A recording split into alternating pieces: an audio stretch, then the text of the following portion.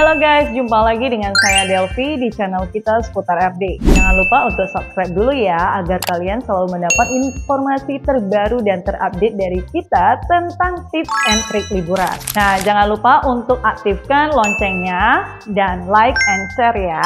Jadi, di video kali ini saya akan membahas tentang pembuatan paspor tahun 2025. Nah, kira-kira dari kalian udah pada tahu belum nih tentang update terbaru informasi pembuatan paspor? Mungkin dari kalian masih ada yang belum tahu, ya kan? Nah, di sini saya akan kasih tahu kalian semua bahwasannya pembuatan paspor biasa non-elektronik sudah dihentikan. Jadi, apakah kalian masih bingung? Dan kita harus buat paspor yang bagaimana ya? Dan apakah cara pembuatan paspornya berubah atau makin ribet nih? Nah, kalian akan tahu jawabannya, tapi jangan di skip video ini ya, nonton terus sampai habis videonya. Saya akan kasih tahu kalian semua agar kalian nantinya tidak bingung dan mudah untuk urusan soal satu ini. Sejak tanggal 1 Februari 2025, pembuatan paspor biasa non-elektronik itu sudah resmi dihentikan di Indonesia. Jadi hal ini berarti bagi kita semua nih yang ingin membuat paspor baru, perpanjangan paspor, atau penggantian paspor lama, nantinya sudah akan menjadi paspor elektronik atau istilahnya e-paspor. Jadi, apakah kalian masih bingung nih? Apakah paspor lama kita masih tetap berlaku nggak ya? Dan bagaimana nih dengan paspor lama kita yang bukan elektronik? Ups, tenang aja ya. Jadi, paspor lama kalian itu masih tetap berlaku dong. Penggunaannya masih seperti biasa ketika kita akan melakukan penerbangan dan perjalanan ke luar negeri. Asalkan paspornya masih tetap aktif ya. Nanti setelah paspor lama kalian itu sudah habis masa berlakunya dan akan melakukan pergantian atau perpanjangan paspor baru nih, nantinya sudah akan menjadi paspor elektronik di seluruh Indonesia. So, apakah sistem paspor terbaru ini menguntungkan bagi kita atau malah membingungkan nih? Yuk, sini saya akan jelaskan lagi ya manfaatnya. Untuk menjawab hal ini, tentunya dengan adanya sistem terbaru paspor elektronik, pastinya jauh lebih baik dan powerful ya. Contohnya aja nih, seperti kota-kota yang ada di Indonesia. Nah, kota Jakarta, kota Bali, kota Medan. Di Medan sendiri ini saya sudah merasakan ya, namanya bandaranya menggunakan sistem autogate, yang dimana akan mempermudah dan mempercepat kita keluar dari proses imigrasinya. Jadi kalian bisa bayangkan kan, kalau misalnya nih tiba-tiba pesawat landingnya itu bersamaan, pastinya rame banget dong. Dan kalau kita masih dengan cap paspor, semuanya pasti akan memakan waktu yang lama. Nah, jadi dengan adanya paspor elektronik dengan sistem autogate ini akan mempermudah kita dan mempersingkat waktu kita. Begitu juga di luar negeri ya. Seperti saya rasakan di negara Hong Kong. Itu mereka sudah dengan sistem autogate. Jadi, kalian bisa bayangkan, negara Hong Kong, bandaranya ini merupakan bandara transit terbesar salah satunya di dunia. Itu kalau kalian masih dengan namanya sistem cap paspor di imigrasi, waduh gawat banget nih, pasti makan waktu yang lama berjam-jam bahkan ya kan. Nah, sekarang dengan adanya paspor elektronik dengan sistem autogate, semuanya jadi cepat keluar dari imigrasinya. Begitu juga yang saya rasakan saat di negara Singapura, sama juga ya kan, semuanya proses cepat dengan adanya paspor elektronik sistem autogate. Dan di negara Malaysia juga nih. Dan nantinya juga akan terjadi di negara-negara lainnya di seluruh dunia.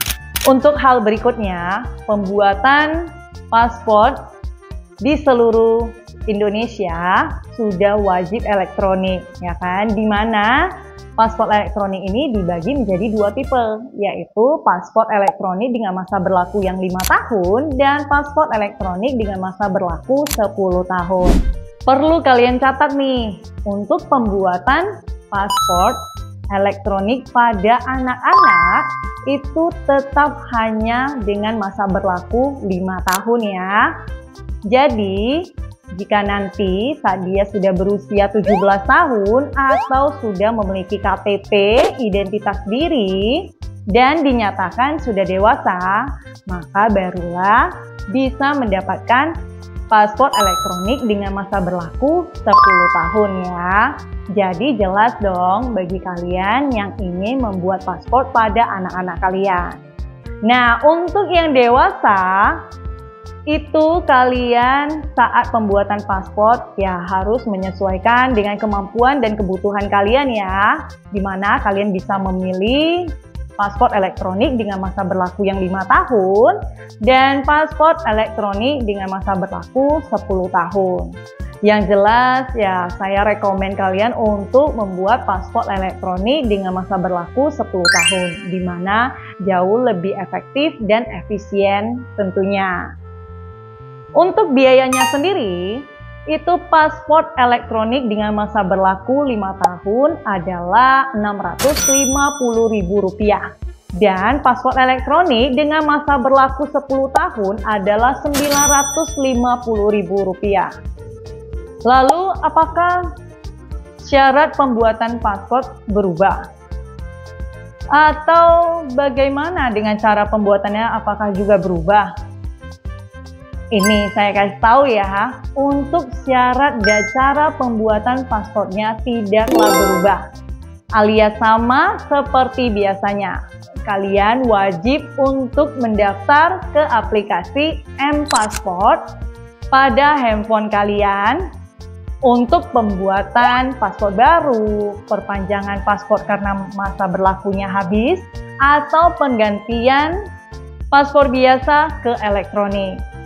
Nah, jadi syarat-syaratnya masih sama seperti biasanya ya.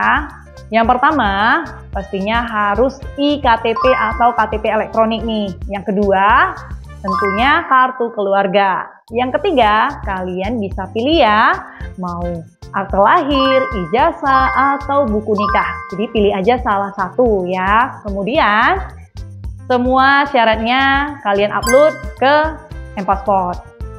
Lalu pilihlah kantor imigrasi terdekat dengan tempat tinggal kalian.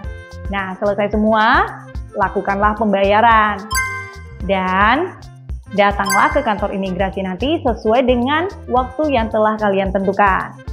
Jadi gimana? Jelas kan? Nah, jangan lupa ya, saat kalian datang ke kantor imigrasi nanti, bawalah berkas aslinya ya. Oh iya, ada informasi tambahan nih. Jadi untuk kalian yang mau melakukan penggantian paspor karena rusak atau hilang, kalian datang langsung ke kantor imigrasi terdekat. Di mana cara pembuatannya masih sama seperti biasa ya.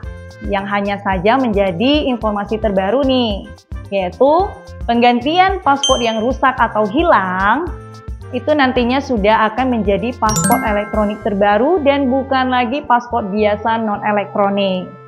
Oh ya, perlu diingat ya, untuk penggantian paspor yang rusak atau hilang, itu biayanya jauh lebih mahal loh dibandingkan kalian membuat paspor baru atau perpanjangan paspor karena masa berlakunya habis nih. Nah, untuk itu, selalulah jaga paspor kalian baik-baik. Hindari dari namanya kerusakan. Kalau bisa, kalian simpannya itu di tempat yang aman ya dan mudah untuk dicari. Jika tidak terlalu penting nih untuk penggunaan paspor, ya sebaiknya kalian bisa menggunakannya dalam bentuk digital atau kalian bisa dokumentasikan dalam bentuk file gambar di handphone kalian masing-masing. So, apakah semua penjelasan saya tadi sudah cukup jelas? Atau kalian masih punya pertanyaan nih tentang pembuatan paspor? Silakan aja ya, tulis di kolom komentar. Nanti saya akan menjawabnya langsung nih. Bagi kalian yang suka video ini, jangan lupa untuk subscribe, like, dan share ya. Terima kasih sudah mendukung channel kita. Nantikan video kita selanjutnya ya guys. Bye-bye.